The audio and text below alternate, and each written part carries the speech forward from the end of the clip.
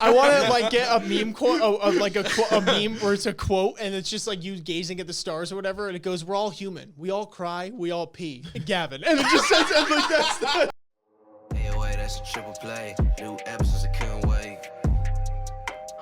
Yeah, open your mind at the first gate. Press play, no need to debate. AoA, check me out. Look, plugged in, you can catch the hype. Golden Dawn, how we follow the light. Anime like life, married to it, my wife.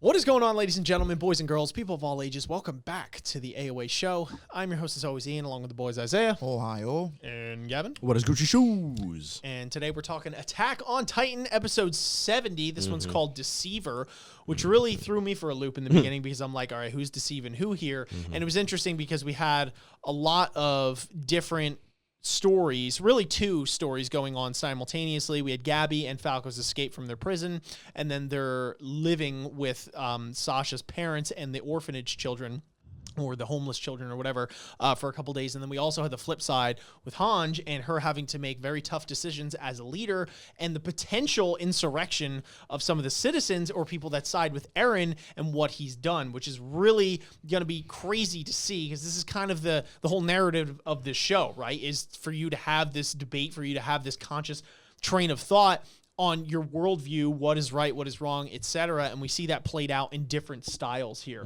The real deceiver part comes at the very end of the episode, to be completely honest with you. But I guess you could intermingle that with deceiver as in what, Gabby has been being taught this entire time. What, the person that leaked the info about Eren, etc. There's a lot of things to go. But we're going to get into this discussion. If you guys like the video today, make sure you guys are smashing that like button, turn it blue. If you're new here, hitting the subscribe button and that notification bell so you don't miss any future discussions.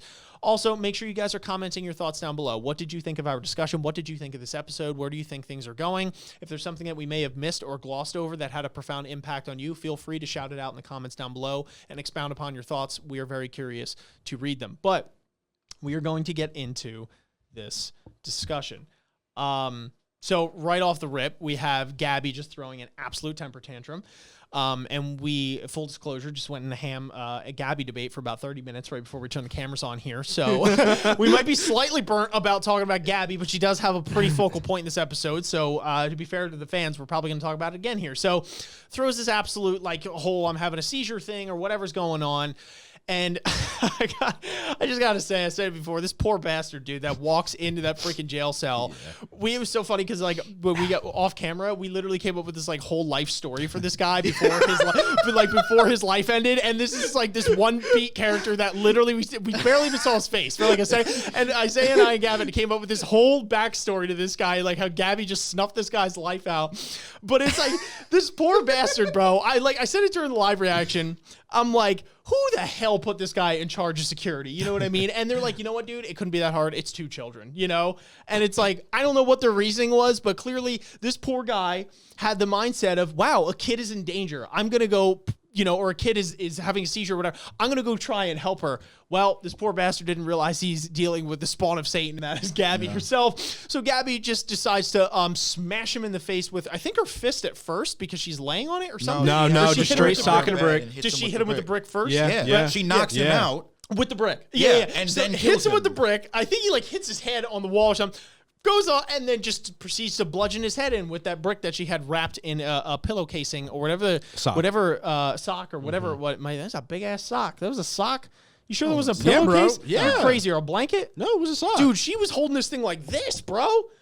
Dude, that's like a prison thing. You put soap in a sock and you beat the. No, I know that's a prison thing. I'm just saying, if you brick, you can't fit a brick in a sock, bro. I'm just saying, if you wear high socks, I'm sure they stretch. I mean, I don't know. She's probably in the war. And they're like, here's a big ass sock. She's pulling up her thigh. All I'm saying is, gonna pull a sock over her fucking head. If that was, yeah, she could have just strangled him with the sock at that point. All right. We're gonna have to relook it. I don't think it was a pillowcase, dog. You're crazy, I don't know, bro.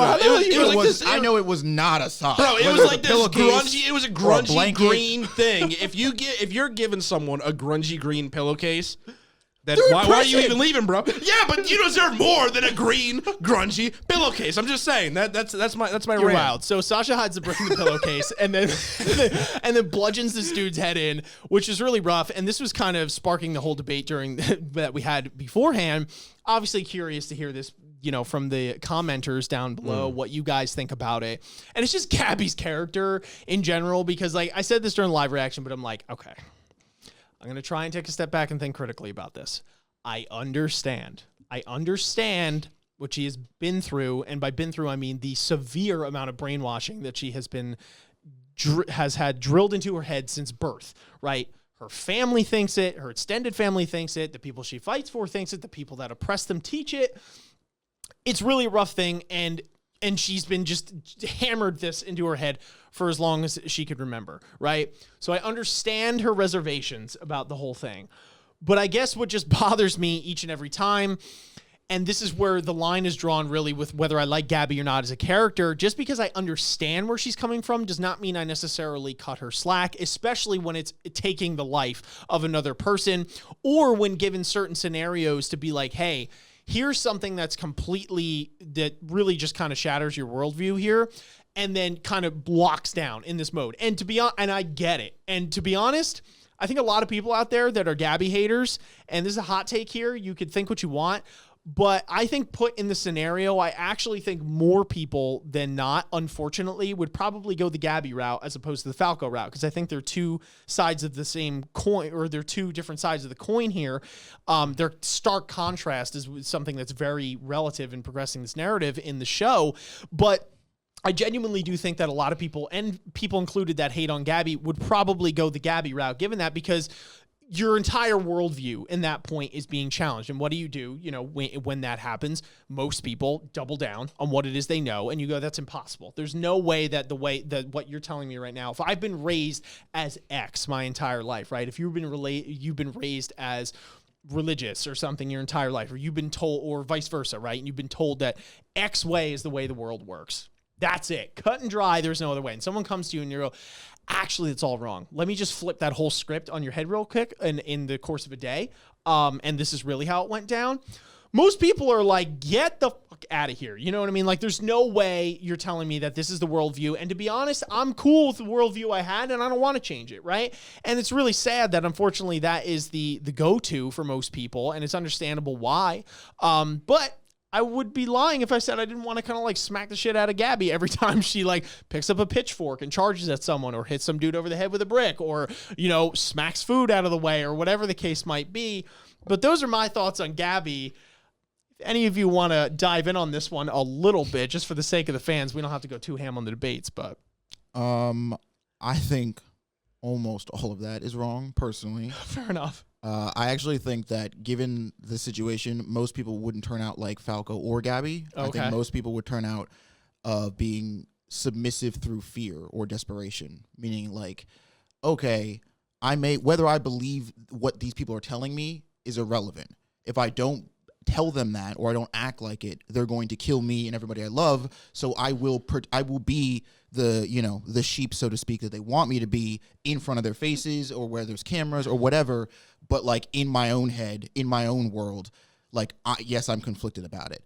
I think average people, that's actually probably where they would line up, because I think Falco is a very specific in one camp, but I think Gabby is a very specific in the opposite camp. I don't think Gabby is the norm. I think Gabby is somebody who feels like she's got something to prove. So I'm sorry to cut you off. I just want to clarify though. When I said that, I meant if given the Falco Gabby, like that's the option. Like if someone's going to end up like a Falco or a Gabby, just because those are the two people, that's what I meant. Just to clarify that it's not that most people in general are going to be Gabby, but more people, I would wager, whether to go to the Falco or the Gabby side, I would say would go to the Gabby side rather than the Falco side. I don't think it would be the majority though. Still, I think if you're just talking about those two specifically, I do think it would be, because like, yes, going with the Falco side requires you to question, your upbringing and your life and stuff.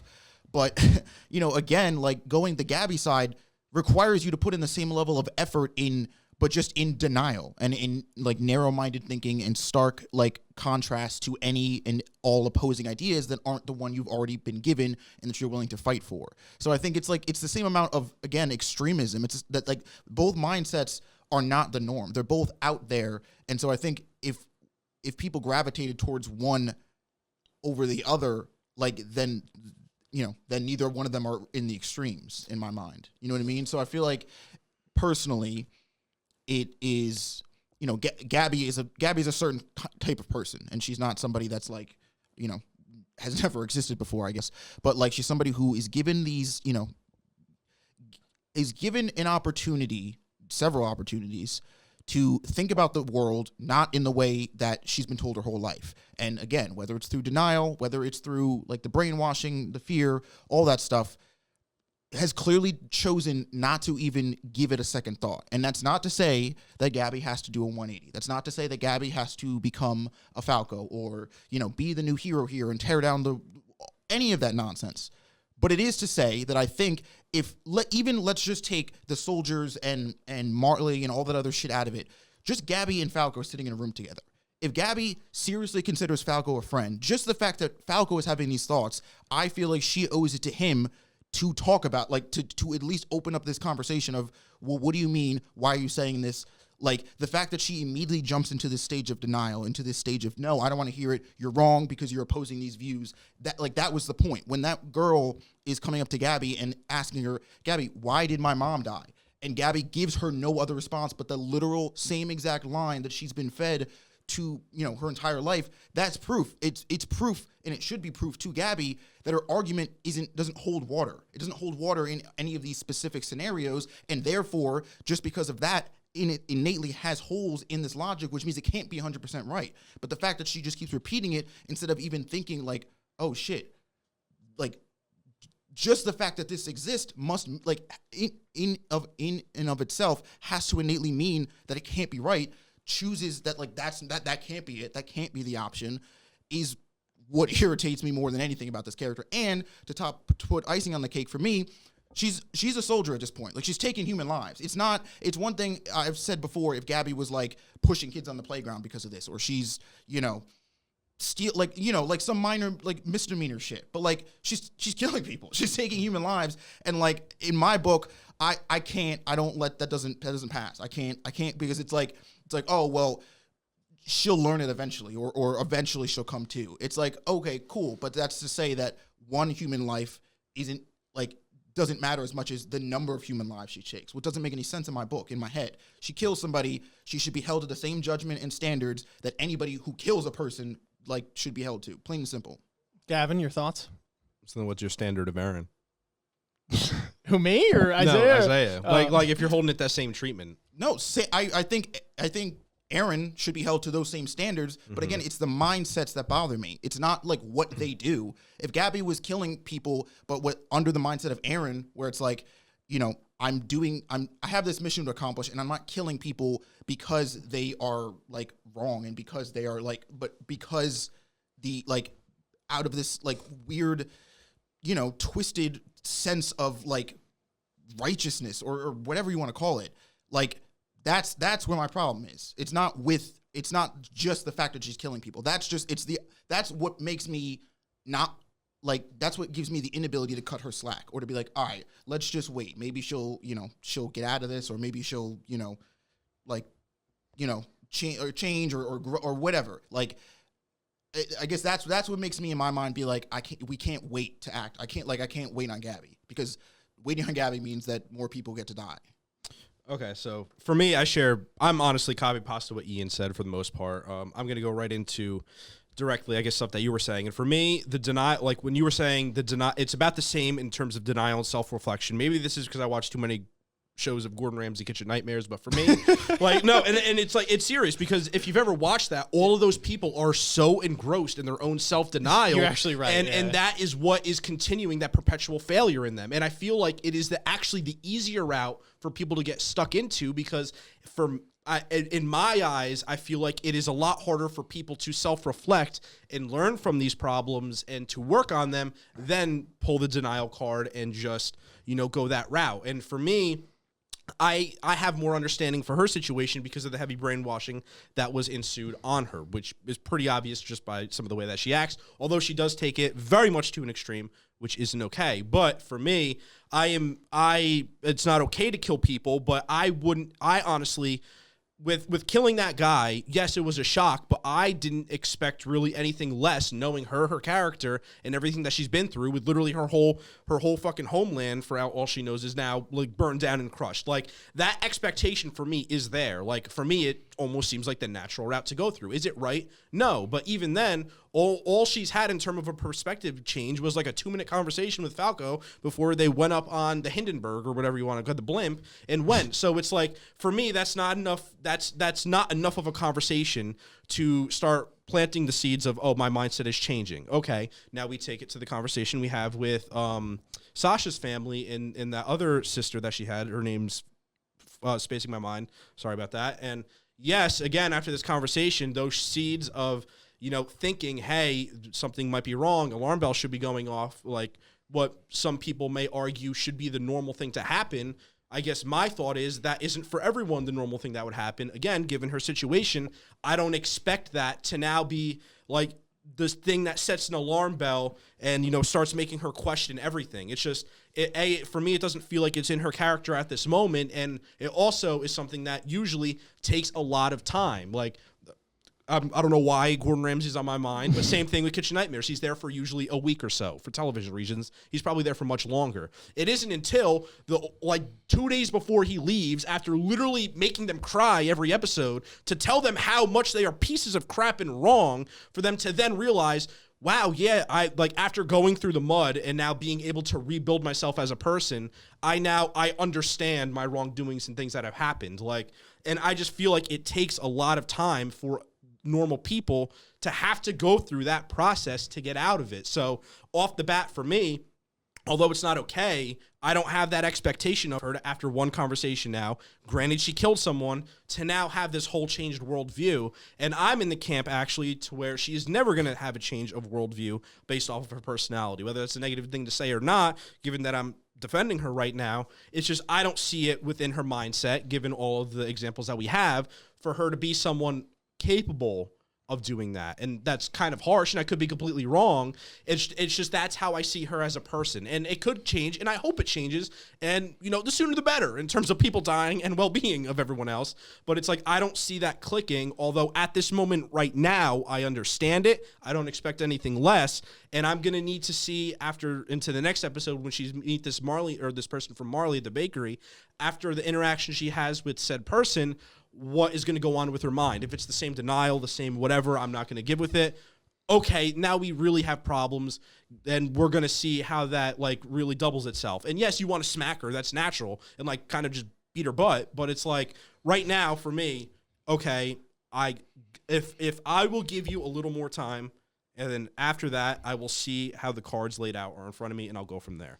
But that is what I would. So I think the thing to establish too is that you said that you were defending her, and not to put words in your mouth or anything like that, but I don't even know if it's really a full on defense per se to say that I don't expect anything less. I think, and I don't want to put words in your mouth, but at least for me, I'm not defending her in the sense that, although I don't expect her to make a different decision based off of her personality type, what she's shown us before, and the things that have gone on, I think there's a difference between that and then giving her an exemption for that, right? And cutting her slack. And for me, and I would assume based off what you were saying, that you might agree with me, that you're not necessarily cutting her slack for the killing that she's done, and that she has to be held accountable, right, for those things. At least that's what I'm saying, speaking for myself right now. And that's what makes me really, I'm not a fan of her character just in general because of her personality, and it's annoying to see characters like that, and they don't want to be introspective and stuff like that. So I think that would be a big distinction to make, because I don't want people that are listening to this or in the comments being like, oh yeah, totally agree with Isaiah or Gavin, where it's and then go off about being like, Gabby's totally justified, you know what I mean? And whatever she's doing, there's a big difference between us not expecting anything less and her being justified per se in her killing of people that have done nothing to her, and her perpetuation of this hate towards people that have done nothing to her because of what she's being taught. But again, that's what's hard. It's the way I say it, it's, changing to take the Falco Gabby coin here, those two characters specifically, because Falco is very much a critical thinker. He takes a step back and analyzes things before he jumps headlong into it. He doesn't really let his ego play and his pride to play too much of a part. He's willing to say that he's wrong. He'll be embarrassed, that kind of thing.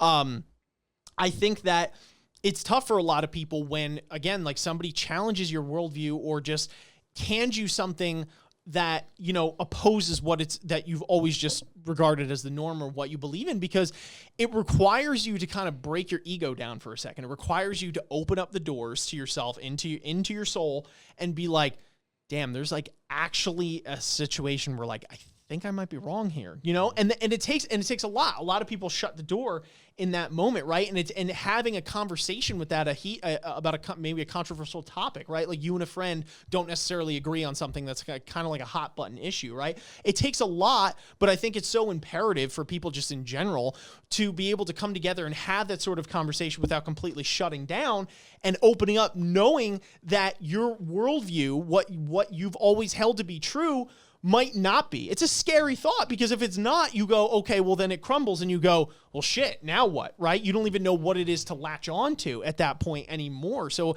it's a scary proposition, but I think it's one that people, I think it's so imperative for people in general to be willing to take that risk and to take what you believe to be true and put it up against the most harsh arguments against it, right? And the strongest arguments against it, to see if it actually still stands. If you think about it critically and be like, wait a minute, is this, I know I've thought this my whole life or whatever, but like, is this really, what I mean, what it is? And like, let me take like one of these heavy arguments, weighed against it, and see where we go from there.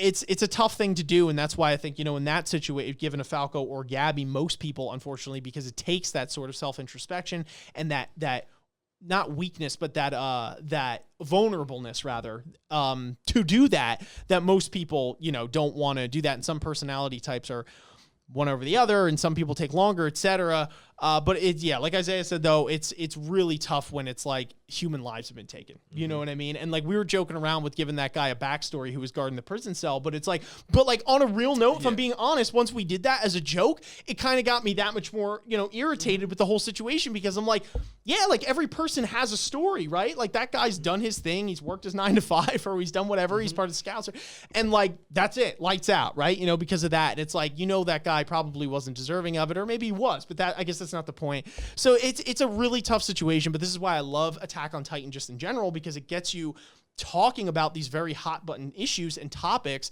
and you're kind of engaging in that sort of conversation, which I just laid out, which requires you to be vulnerable just by talking about the show in a weird sense, at least on a micro scale. You know what I mean? So take that as a practice run, a trial run to treat each other civilly and try and broaden your perspective, in that moment when watching the show, because this is a prime example of it. But moving on from that, because that, go ahead. Yeah, and another thing, laying out all of this, your vulnerabilities and talking about it.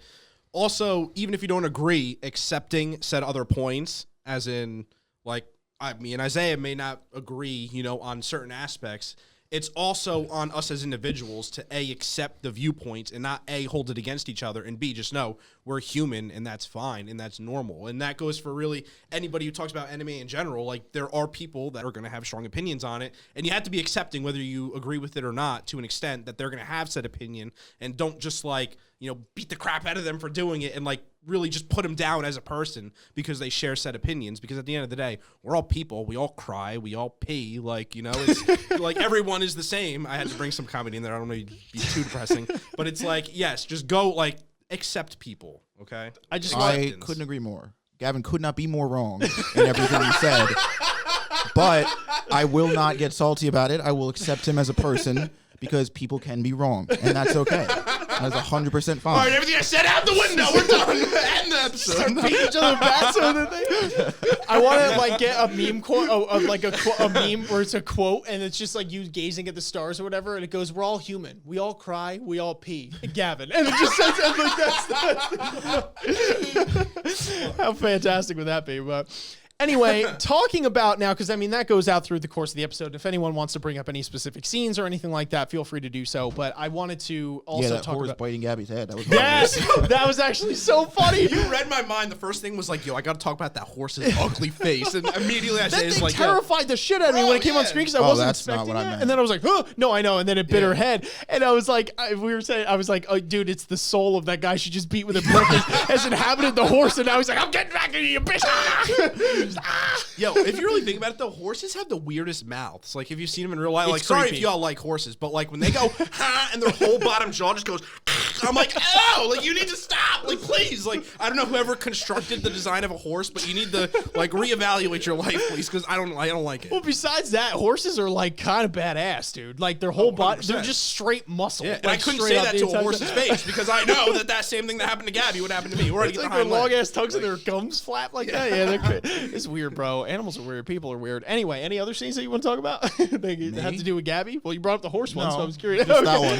Okay, all right. Well, I'll bring one up. I was the most tense I've ever been when Gabby and Falco actually went into the house and they sat down to have that meal with Sasha's family because I just didn't know what was going to happen because we already knew that, like, she didn't want to be there to begin with and almost beat the crap out of her with a rock on the river, like by the riverbed. So I was like, is she about to take like this spoon and like shove it down someone's throat? Like I genuinely was like shaking and I was like, don't you dare just give it a minute. Just have a conversation, do something. And dude, that was the most tense scene or the most tense scene for me in this entire episode, hands down. Like I just didn't know what to do. No, that was fantastic. A couple things to lay out there. Number one, I will preach it I will scream it from the rooftops here that people at Mapper or the storyboarding and all that kind of stuff and Attack on Titan in general does such a freaking fantastic job with making those like uncomfortable scenes, but like they're so important to the overall narrative of the story. And the fact that there doesn't have to be Titans beating the shit out of each other every episode, but I feel my heart races equally as fast when they're eating dinner or breakfast or whatever is like that is a testament to how engaging the show is. It's like, it's almost taxing. You know what I mean? You have to take like an active investment in the show and for 30 minutes be like, okay, here we go. You know what I mean? Like, I'm going to really partake in this show and understand that your emotions are going to go in this wild space. You're going to have to critically think. There's going to be a whole conglomerate of things that come together. Number two, just poor freaking Falco, bro. We've been talking about Gabby this whole time. Oh my gosh. I was cracking up because Falco's like, here's our story. And Gabby is just screwing it up every 2 minutes. And Falco's like, can you shut the fuck up for 2 minutes? Like, please, like, do you not understand we're going to die? Like, oh man, that poor guy tried to go along with that story and say people were getting beat with bricks and like the whole nine, dude. I just felt so bad for him during this whole thing because it's like he understands and he's just trying to play mediator between all this and digest it himself, but it's so important to have a character like that coincides with Gabby because Gabby is so entrenched in this one viewpoint that from what we've just talked about, and Falco is very blessed in the sense that he's an incredibly good critical thinker and is able to analyze things better so than most people. And he's a child too. Is very instrumental in pulling Gabby out of this if she does get pulled out of this. Like, it's definitely because of Falco in that regard, besides the people there, because he plays a fantastic mediator. I would say another scene, actually the one that had me the most tense personally, was when they go to the blonde-haired girl's house where her mother was eaten, and she tells the story about her mother was eaten. First of all, getting eaten alive has to be probably one of the worst ways to go, like top 3. It's got to be that. It's got to be that bad. It's got to be terrible. But like just the way she describes it is absolutely gruesome.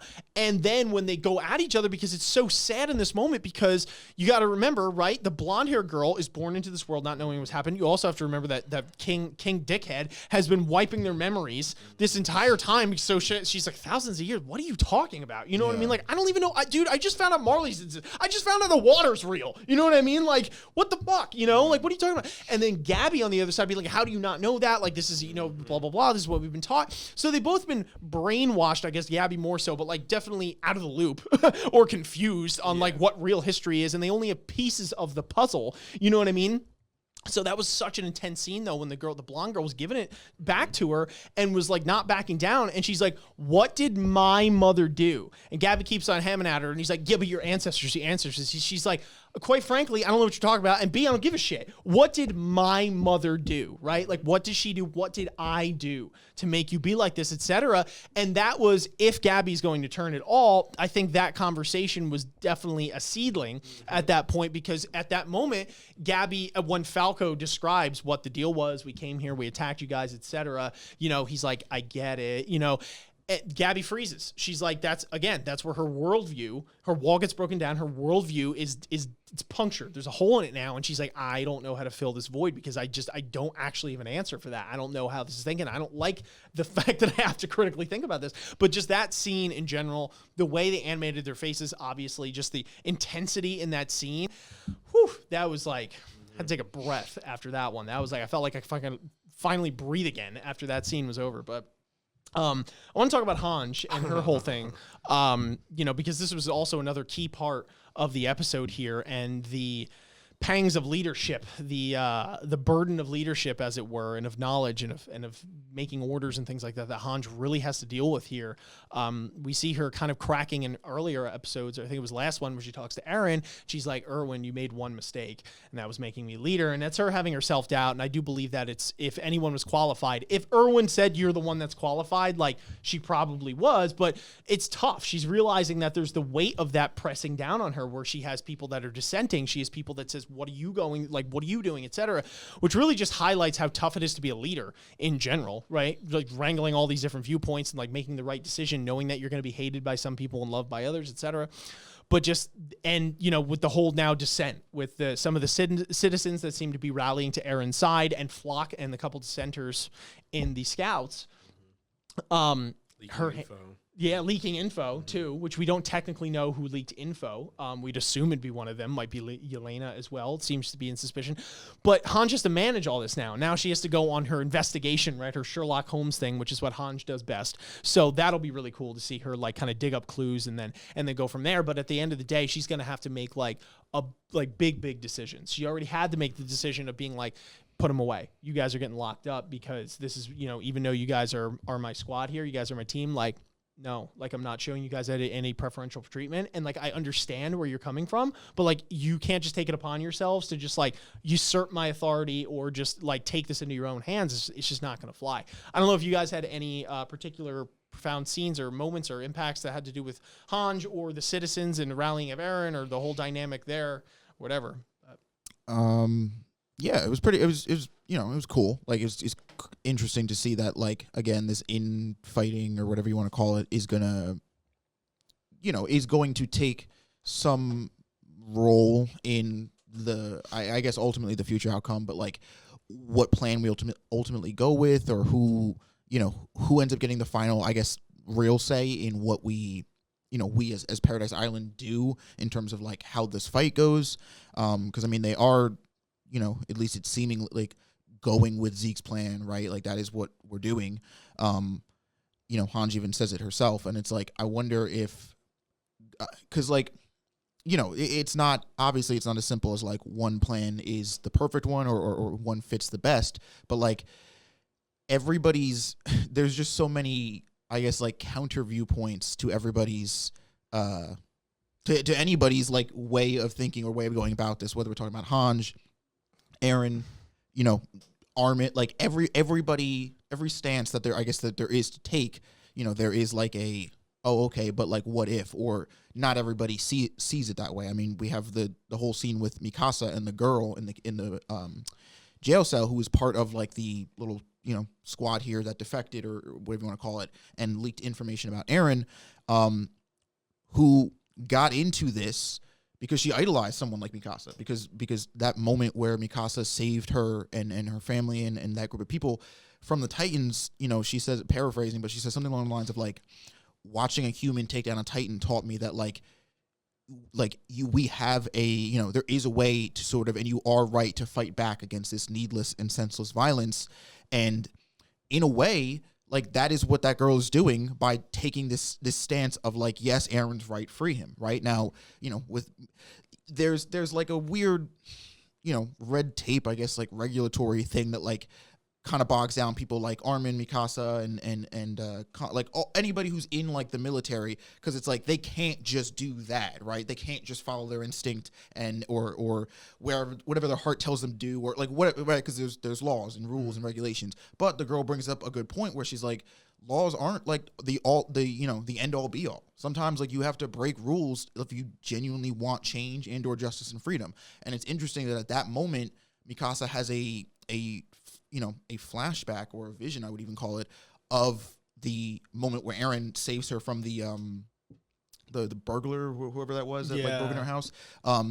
But it's very interesting because the flashback no longer paints Eren in this savior light of Eren saving Mikasa, and it actually paints Eren in a little bit more of like a demonic, and I would even say evil light. It looks like that he like attacked this man almost and went to killing him not out of necessity, but like because he wanted to. And it like very interesting that like even if just something like that, and I don't know what the extent of that is, but like if something like that, I guess what I'm getting at is like you could change any of these perspectives and instantly somebody else or anybody else is in the wrong. So I guess what I'm saying, I wonder if we're going to go down this road where we're going to have to sort of like to come to, I don't know, like the right decision, or the one that makes the most sense to go with is like to sort of disband all of this, like the laws and regulation stuff. Because again, like I get why it's happening, right? Hange is, this whole military system, and like it all exists and it's there and it's what they know. But like, is that not actually doing more harm than good by drawing, borders and wedges between people and thought processes that like don't need them there, right? Because it's like at the end of the day, these people who like you're throwing them in jail because they leaked information about Eren.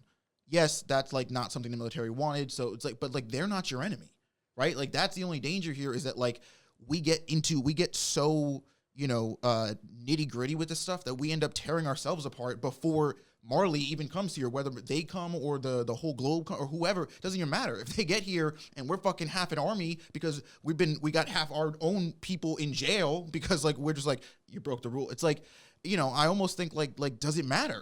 We literally kind of have like bigger shit at the front door right now that's like we got to make sure that this island is ready for a war, like a full-on war. Even if Marley comes by themselves, that's still a fight. They've got Titans. All of them except for Zeke survived. So people are going to die in that fight. People here. I kind of feel like we just need every soldier possible, whether it's Flock, whether it's this girl, Mikasa, whatever. If we're like, I guess that's the thing. It's interesting that like we're, and I've said this before, I don't know how many episodes are in this season. I don't know what their plans are in terms of like how much they're going to cover, what they're going to cut, if they're going to cut, whatever. But I wonder how much of this part is going to get any more attention or get any more fleshed out, this whole like infighting and this whole like who's really right or wrong here, because this is what I could see honestly like causing them to lose this war. If this gets the better of them, if this is what ends up breaking them, like we literally don't have an army. We don't have an army, and make no mistake, we're gonna have to fight a war. So the question is, do we get to fight it with as many people or everybody or half of them?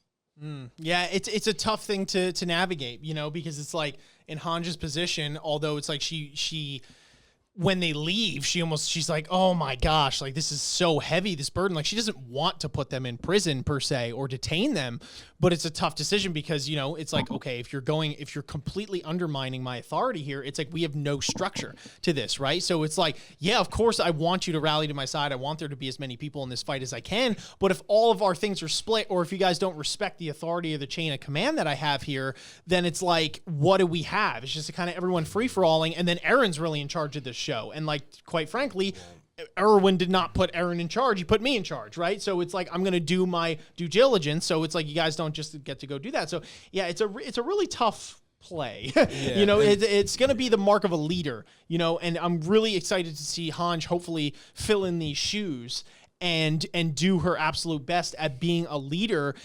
And like I said before, it's really telling the highlighting the struggles of what it takes to be a leader, especially in such dire moments like this. It's not easy, man. Like to see her pull through on this, if she does, is going to be something interesting. And I'm curious to see her go about it her own way, in the sense that she is her own person, So looks like you thought. Yeah, another thing, kind of like to add a different perspective on what Isaiah is saying. What was telling for me was when she went to go walk into the gates and there was all those like people flocking and they were like oh, tell us more, like, you know, you said all this, like, whatever, paraphrasing, like, you were going to let us know about more of this information, like, why are you not telling, blah, blah, blah, blah, blah. Like, for me, with leaking that information and then, you know, almost setting an example of them and putting them in prison, I feel like for her, in her mind, the best case scenario is not to do anything premature and really, because you can, like, the argument has been with Aaron, was it premature, him making that decision, going off on his own, you know, forcing things to happen that weren't supposed to happen at that timeline, and, you know, this is the repercussions after it. We need to lay it down and really figure out what our next move is. And with information now getting out and these people knowing, like, one of the big fears by her and a future prediction for me is that now we've seen Aaron supporters coming to his aid. Now you're really going to get people who are going to be like, hey, we have this power now. Like, what are we waiting for? We should just go. And that could be very dangerous in this scenario because, like, I mean, they don't know the other side from their perspective. It's like, now that you've gotten this power, like, I feel like Hange wants to sit down, really get something flushed out where it's like, here is how we can come up with a plan as foolproof as possible given X time period. And now if you just have a whole group of people that were just given information that Aaron has his Titan, blah, blah, blah, blah, blah, and now you have all these people rushing in, that's like, all right, let's go, let's do it. And Aaron's already like, I'm in a fight mode, you know? It's it's hard to actually execute a plan that is like foolproof in a way, or it has like a high percentage of winning, because then you're really throwing all your eggs in one basket, which is Aaron, which he already has all the eggs with to begin with. So it's like, it's hard with now that information being leaked out for her to be able to detain the whole situation, because honestly, like, it's hard for her to do it enough given all the time in the world to control Aaron. Like, she kind of can't. She's more or less going to have to do whatever he wants to, because right now he kind of has all the power, him and Zeke, and they're on the same page, and she's not a part of that. So it's like, now if you get a whole bunch of people knocking on the doorstep that's like, Aaron has his power, let's go through any plan. Like, that's the thing. She has no power. She's not the lead. She has no input. Like, they're going to have to defer to anything that Zeke and Aaron have already predisposition laid out. And she doesn't have any information on it. So it's a very scary situation of what she's getting put into. And I do feel bad for her. However, it's like, at the end of the day, like, what do you really have going for? You know, it's hard, especially with the situation that Aaron's in, that we really don't know his mindset fully and the information that he knows. And it's like, this is just going to be a very big game changer. And I'm curious to what extent that Isaiah was talking about in terms of them cannibalizing themselves from the inside out, and how much that affects the all-out war, and does that separate them even more, and how are they going to be able to come together in the end, given this info gap that they have, like, from everybody, even people of power. So, interesting stuff. Hope for the best. Just give Hange a hug, and, like, give her a day to just, like, a day off.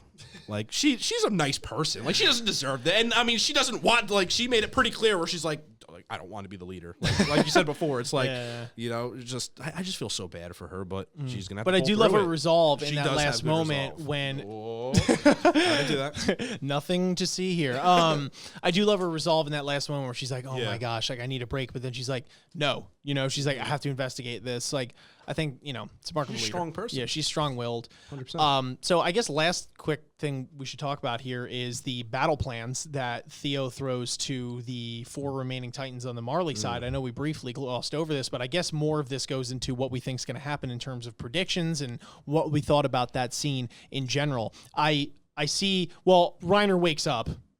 Unluckily for him, I guess, the way he sees it again. I mean, he has nightmares, and, you know, because why not just add that onto the list of all the terrible things going on in his life. But it seems that he has built a slight amount of resolve, in the sense that now that he's fighting for something that he truly believes in, i.e. these children, that Reiner is going to be a different kind of animal when he comes out the gate here. And he seems to be kind of motivated and determined to go attack them now. I was on the fence in terms of, like, what's his mindset going to be once this is done, where he's like, I am freaking done, dude. Like, don't even ask me to get up in the morning. You could kill me. Great. You're doing me a favor. You know what I mean? Like, I didn't know if it was going to be that, what the deal was going to be, but now it totally makes sense, right? Where they're going through this plan, and Theo's like, listen, we're going to launch a joint attack in 6 months. Like, you know, why would we just deplete our forces now? And then they're like, well, this, that, and the third. And then Reiner, you know, comes up and he's like, Zeke wants us to wait because this guy's, I know Zeke. I've worked with the guy before. He's going to come up with some sort of strategy. You're giving him too much time to think about it, and they're going to have some countermeasure to when the world attacks, right? So we got to attack them now. We got to get those children back. So I think now that those children are kind of like Reiner's goalpost, like this is where he needs to go, like him getting to that point, it's like he's already weathered so much. I feel like he's going to be like, I can weather anything if it's for them, right? Which is going to be very interesting because it's going to reinvigorate that fighting spirit that he has. I don't know how much good that's going to do him, but it's not only him fighting Eren the whole time, right? Like if they go attack, like they might be like, Reiner, go to that other spot, you know what I mean? And like do what you got to do there. And he might be wrecking scouts, you know, or like whatever the case might be. Because Eren just seems a little too busted at this point. But you get my point there. It's going to be interesting. I don't even think that like Reiner, I think again, Reiner wants to go for the kids, but like I don't even think he's going to go to fight. Like Reiner's not going there to just like help the Marleyans fight this war and kill as many people as he can. Like Reiner's going there to save these kids. I think he's wholeheartedly like, but like that. It's not like they might be like Reiner, go over there and kill some scouts, but like Reiner's not gonna do that. I don't think. Oh, you think he won't listen? Yeah. Like he might be like, yes, sir, or whatever. But like Reiner's only goal here, in my opinion, is to save these kids. Okay. He's not here like because I do think he's done. I think he's done in this fight, and I think he's done trying to fight this war. I think he does now fully. He's come full circle, and he understands the needlessness, let's just say, of fighting, of staying in this cycle. But I do think that he hopes, and especially from the interactions we've seen with him and Falco, thinks that if anybody has a shot at like getting around this or understanding it, it might be one of these kids, probably specifically Falco. Although, like, you know, it is going to be a different... Well, I don't know. I mean, like, he hasn't seen Falco since the attack, but we know that Falco has not been, you know, so shooken as to just abandon reason and everything. So I do think that, like, his goal here is to make sure those kids are safe. He's not coming here to fight this war. He's not coming here to get even with Eren. He's not coming here to just kill people. Like, he's not... No, I could agree with that. What do you think? No, I completely agree. I can't see... Like, the only reason why I see for them going there, like, if they went there with intent of winning a war, there's just no way they can beat it, especially with Eren being so OP. Like, it seems almost clear that they need the help of the world to be able to go there and win anything significantly. Like, I don't think Marley on their own, especially after this huge loss, for them to be able to pull out a W, especially with Eren, and don't forget the Colossal Titan still chilling in the walls. And it's like, you know, there's just so, like, there's no way they can win a war there. In my eyes, I could be eating my words, and I probably will be in some way, but we'll see. I do think it's more of a rescue mission. I'm wondering, even then, with a rescue mission, how far can he really get in terms of saving them? But, I mean, right now, Gabby and Falco are doing their own thing, and now with the Marley informant, there is a very good possibility that they could get outside. Maybe. So, I don't know. We're going to have to see how it goes, but... Yeah, definitely weird, and I'm wondering within this, you know, if they were giving it 6 months to begin with, for the whole world to be on their side, now they're going to go in X amount of time. What resources do they have left? Like, they lost from what we know, they lost like their whole fleet more or less, with just like for Armin doing the nuclear power move. Like, so what resources do they really have to go over there? Or is it literally just going to be like a one boat man mission? We're going to go do some stuff, get Gabby, Falco, Bath, and go. Like what do they have? So it's going to be interesting to see what moves they pull. But I mean, I don't know. And lastly, I want to see what that new weapon or vehicle is that boat plane thing. Yeah, that's going to be interesting to see if that plays a role, because they clearly had it hidden for a reason, because it's going to play some sort of role in like dismantling people or Titans or whatever the case might be. Well, probably people, right? Because whatever. People. Yeah. Well, actually, yeah, it could be. Whatever. It's cool looking Titans, because you could dismantle a person with a gun. Yeah, You know, the Titans are the problem. Or more like a vehicle. Like, it seemed like, I wonder what its actual thing is going to be. Like, I don't know if it's necessarily a destructive thing. It's if it's like they're going on a sneak, like a secret mission with it. I don't know. It's going to be interesting to see what that's all about and how that plays a role in the fight to come. But anyway, I think we covered most of the points, if not all of them here. If we glossed over or skipped anything, you guys can feel free to throw it in the comments if it had a profound impact on you in this episode. But that is our discussion. Hopefully you guys enjoyed it. Make sure you guys are smashing like if you did, subscribing to the channel, hitting us with those thoughts down below. Big shout out to our patrons, especially our Acolytes of Anime, Stoic, and Nathan. Couldn't do it without you guys. Love you all from the bottom of our hearts. And we also have a comment of the day. All right, today's comment comes from somebody. Want to help me pronounce this so I don't sound too ignorant? Anyone want to take a Chalk. not N-Chalk. Who? And Chop. Sorry, I don't know. Nicteco, Nicteco. Yeah. Chalk, something like that. Apologies for butchering the name there. But thank you for commenting. They say the Beast Titan throws rocks at his opponent. The question was, what is the Beast Titan's special ability? It's not really all that special. He could just really throw a rock well. Anyway, for the giggles. But says, I was theorizing regarding this episode, and by this episode we mean the last one, because this is from last episode, specifically with regards to the wine and how heavily they emphasize those scenes involving the wine, where the guy was pouring it and all that. If this was just to show the disconnect, then I doubt they would have brought it up again at the end with the guards that are guarding Zeke. Oh, because he has it with Levi there. If you look at the labeling that's on the bottle, the guards are drinking, and the one Nicolo was holding, they seem very familiar. The fact that they made that Nicolo scene so menacing makes me think that the wine is somehow involved in Zeke's plan as well, considering it's the Eldian higher-ups and the people guarding Zeke that seem to be drinking it. I could be reading too much into it, but Attack on Titan wouldn't emphasize that Nicolo scene that much if it didn't mean anything. It's very, very true. And I didn't even realize that those guards specifically in the house were the ones that were guarding Zeke. I thought that I didn't know if the ones guarding Zeke were just in the forest, or he means that they're drinking the same wine as the people in the building. Yeah, he's saying the people in the building were drinking the same wine as the guards that were guarding Zeke, which were the soldiers in the forest. Okay, gotcha. I thought it was just to emphasize that, like, people, like, because I thought the wine that they were gonna give to the people in the building, when he's like, no, give them this, was poisoned. That was my implication. That's what I thought. And that the reason that those two wines would be similar is that they're like, oh no, look, we gave Zeke the same wine. It's not poison. That must have just been like to throw off any suspicion if something were to happen to those guys who drank the same wine. You know what I mean? That could be it. But I don't know. Interesting stuff. The theories are endless when it comes to Attack on Titan. Thank you for sharing yours. We appreciate it. Today's question will be, what Titans does Marley have at their disposal? So remember, it is Reiner, Peak, Porco, and I think that's it. Actually, right? That's all they got. So what 3 Titans are those?